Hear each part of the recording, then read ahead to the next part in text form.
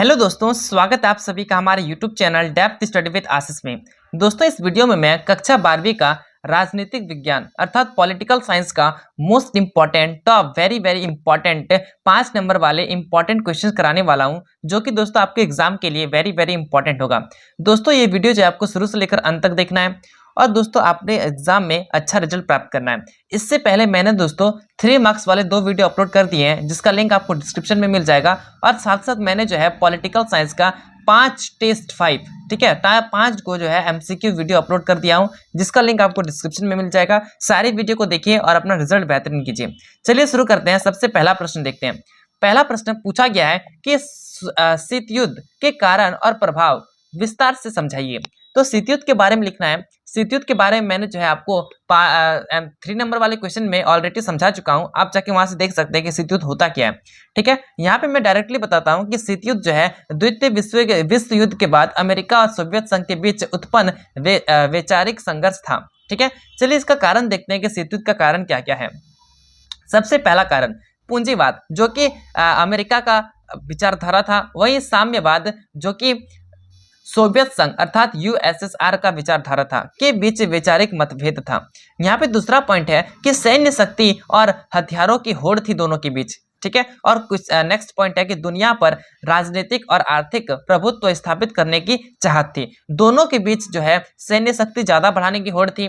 ठीक है, हथियार भी ज्यादा करने की मतलब संघर्ष था दोनों के बीच। ठीक है, और ये भी स्थापित करना था कि मैं जो है सबसे बड़ा हूँ, सबसे ताकतवर हूँ। ये दोनों के बीच जो है स्थिति देखने को मिलती है, जिस कारणवश यहाँ पे जो है शीत युद्ध उत्पन्न होता है। ठीक है, यहाँ पे देखते हैं कि इसका प्रभाव क्या क्या देखने को मिलता है। तो ये जो है 2 गुटों का निर्माण करता है। ठीक है, एक नाटो अमेरिका के द्वारा, ठीक है, अमेरिका के द्वारा एक नाटो, और एक सीटो सेंटो, ये भी अमेरिका का ही देन है। ठीक है, और नेक्स्ट है वार्सा संधि। ठीक है, जो कि सोवियत संघ के द्वारा बनाया गया था। दोस्तों आप कमेंट करें कि जो नाटो है, नाटो, सीटो, सेंटो और वर्षा संधि, ठीक है, ये सारा जो है किसके द्वारा निर्माण किया गया है। ठीक है, ये किसके द्वारा निर्माण किया गया है, प्लस कब इसकी स्थापना हुई है, ये सारा चीज आपको कमेंट करना है। ठीक है, यहाँ पे दूसरा देखेंगे तो गुटनिरपेक्ष आंदोलन की शुरुआत होती है इसके कारण, किसके कारण, शीत युद्ध के कारण। और नेक्स्ट है कि अंतरराष्ट्रीय स्तर पर तनाव और संघर्ष की स्थिति देखने को मिलती है, जैसे कि कोरिया युद्ध, वियतनाम युद्ध। ठीक है, नेक्स्ट कारण देखेंगे तो आपको सशस्त्र शस्त्र नियंत्रण समझौते, जैसे कि सॉल्ट।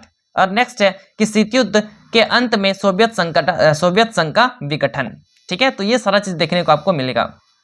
नेक्स्ट क्वेश्चन है कि गुटनिरपेक्ष आंदोलन की उत्पत्ति, उद्देश्य और महत्व के बारे में लिखें। तो चलिए देखते हैं। पहले हम लोग जो है उत्पत्ति देखेंगे। तो उत्पत्ति में मैंने लिखा हुआ है कि गुटनिरपेक्ष आंदोलन की शुरुआत जो है 1961 में बेलग्रेड सम्मेलन, सबसे पहला सम्मेलन जो है गुटनिरपेक्ष का हुआ था 1961 में बेलग्रेड में। इसके मुख्य संस्थापक भारत के प्रधानमंत्री पंडित जवाहरलाल नेहरू और मिस्र के राष्ट्रपति नासिर और यूगोस्लाविया के राष्ट्रपति नेता टीटो थे।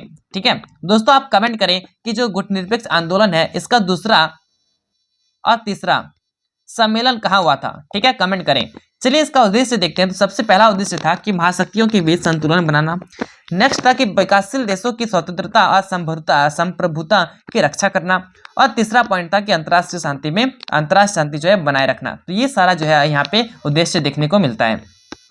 महत्व देखेंगे तो महत्व में पहला पॉइंट है कि शीत युद्ध के दौरान विश्व शांति बनाए रखना में मदद। ठीक है, नेक्स्ट है कि आर्थिक और राजनीतिक रूप से विकासशील देशों को सशक्त बनाना।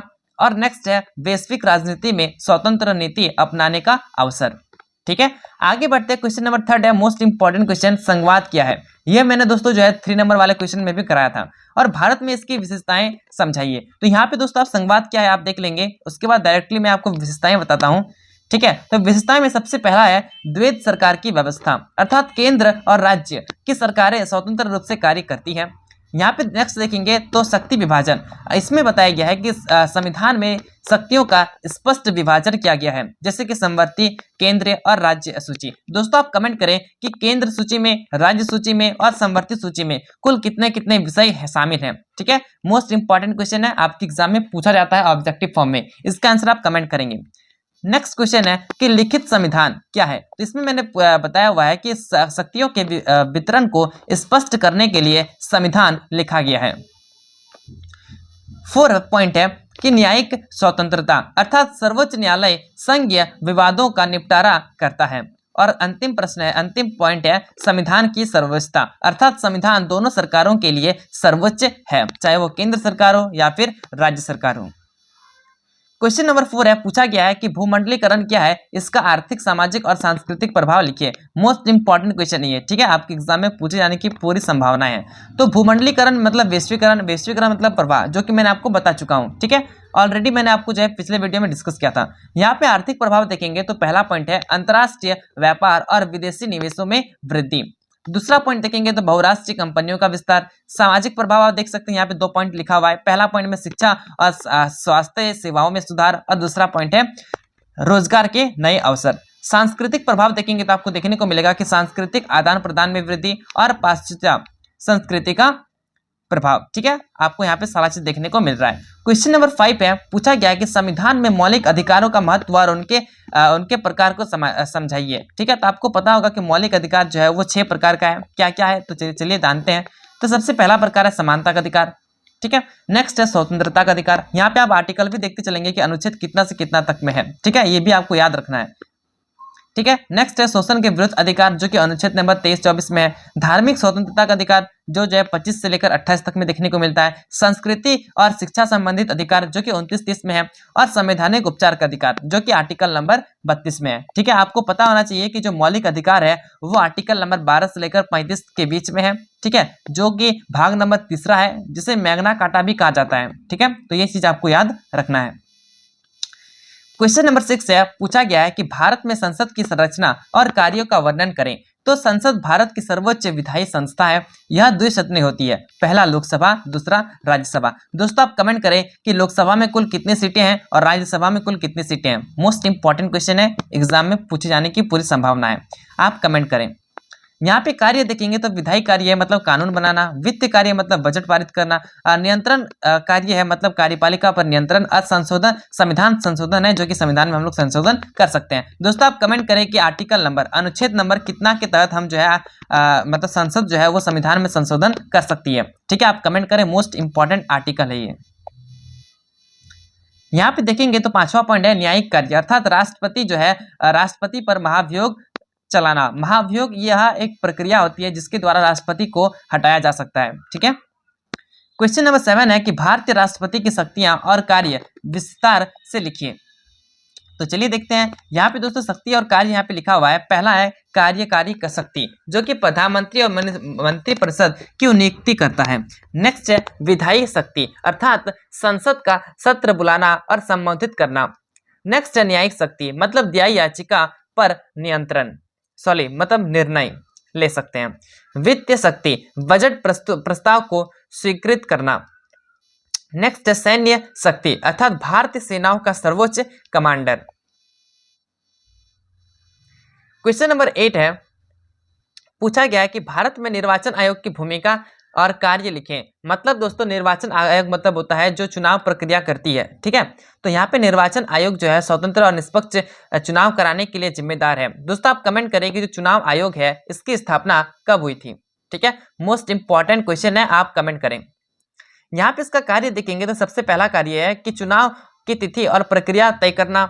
नेक्स्ट है राजनीतिक दलों को मान्यता देना, ये किसका है, निर्वाचन आयोग का। नेक्स्ट है आदर्श आचार संहिता लागू करना। फोर्थ है कि मतदाता सूची का रखरखाव, और फिफ्थ है चुनाव परिणामों की घोषणा करना। यहाँ पे क्वेश्चन नंबर 9 देखेंगे तो पूछा गया है कि राजनीतिक दलों की भूमिका और महत्व क्या है। तो राजनीतिक दल लोकतंत्र में महत्वपूर्ण भूमिका निभाते हैं। तो भूमिका और महत्व देखेंगे तो सबसे पहला पॉइंट है सरकार बनाना और गिराना।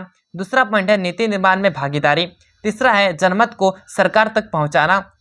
और नेक्स्ट है राजनीतिक शिक्षा और जन जागरण। और अंतिम है लोकतांत्रिक प्रक्रियाओं में स्थिरता लाना। देखिए दोस्तों मैं जो है थोड़ा स्पीड में कर रहा हूं ताकि आपको जो है सारा चीज प्रॉपर तरीके से जल्दी भी मिल जाए। आप जो है 2 बार 3 बार रिवीजन भी वीडियो से कर लें, और दोस्तों आप जो है अपने एग्जाम में प्रॉपर मार्क्स लेके आए, ठीक है। इसलिए मैं जो है थोड़ा सा वीडियो को स्पीड ले जा रहा हूं ताकि आप जो है समय से सारा चीज देख लें।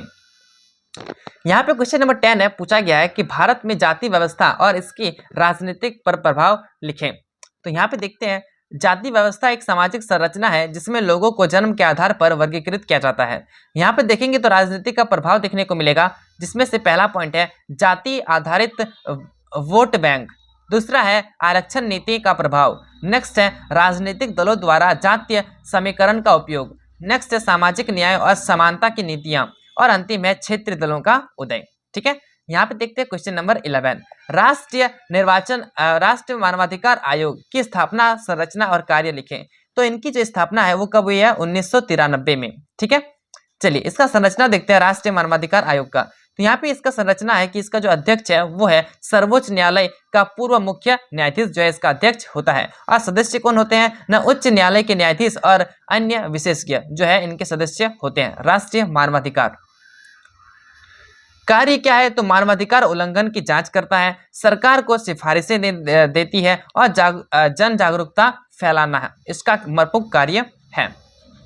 यहाँ पे क्वेश्चन नंबर 12 है, पूछा गया है कि लोकतंत्र में विपक्ष की भूमिका क्या होती है? तो विपक्ष लोकतंत्र में सरकार की नीतियों की आलोचना करता है और उसकी जवाबदेही सुनिश्चित करता है। यहाँ पे इसकी भूमिका देखेंगे तो पहला पॉइंट है सरकार की नीतियों पर निगरानी करना, जनहित के मुद्दे को उठाना, संसद में बहस और चर्चा करना। ठीक है, यहाँ पे चौथा पॉइंट है लोकतांत्रिक संतुलन बनाए रखना, और पांचवा है वैकल्पिक नीतियां प्रस्तुत करना। ठीक है, ये सारे कार्य यहाँ पे देखने को मिलते हैं। क्वेश्चन नंबर 13 है, पूछा गया है कि भारत में धार्मिक स्वतंत्रता और धर्मनिरपेक्षता का महत्व क्या है? तो पहला पॉइंट है कि भारत एक धर्मनिरपेक्ष राष्ट्र है जहां सभी धर्मों का समान अधिकार प्राप्त है। अगर महत्व देखेंगे तो यहाँ पे देखने को मिलेगा कि सभी धर्मों के प्रति समान दृष्टिकोण होता है। ठीक है, यहाँ पे दूसरा पॉइंट है कि धार्मिक स्वतंत्रता की गारंटी होती है, सामाजिक समरसता और एकता को बढ़ावा देती है, सांप्रदायिक समदव बनाए रखती है, और धर्म और राजनीतिक का पृथक्करण करती है।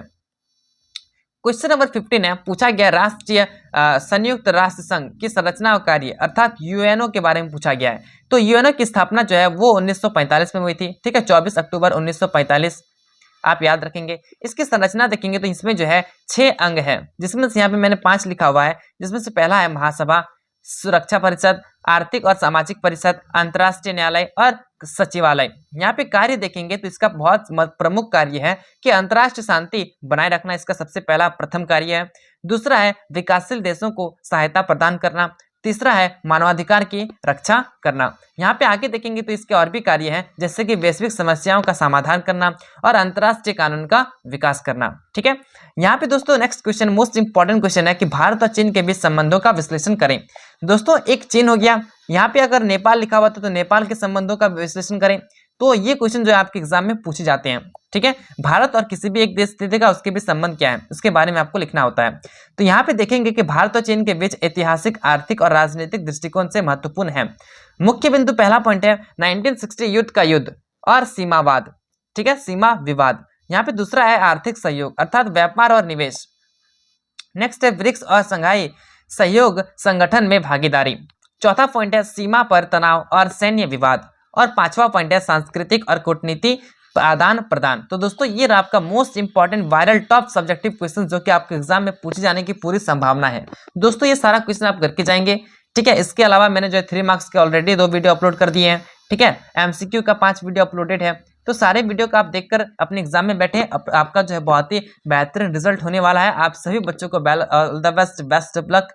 ठीक है, अपना एग्जाम अच्छे से दीजिए और अपना माता पिता का नाम रोशन कीजिए। चलिए दोस्तों मिलते हैं नेक्स्ट वीडियो में, तब तक के लिए जय हिंद, जय भारत।